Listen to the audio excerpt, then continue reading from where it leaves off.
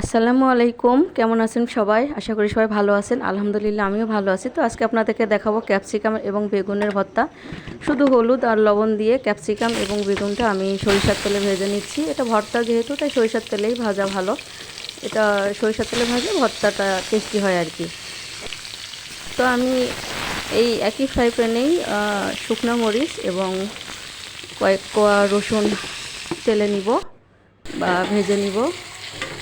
তো আমাদের ভেজে নেওয়া হলে এভাবে এই পর্যায়ে আমি এখন ভর্তাটা রেডি করতেছি।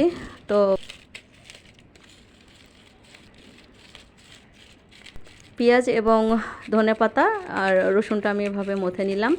তো এরপরে এই পর্যায়ে আমি বেগুনের স্কিনটা ছেড়ে নিয়েছি। আপনারা চাইলে ছাড়বেন না, আমি ছেড়ে নিলাম, তাতে ভর্তাটা খেতে টেস্টি এবং ভালো লাগে। তো ভর্তাটা হয়ে গেল।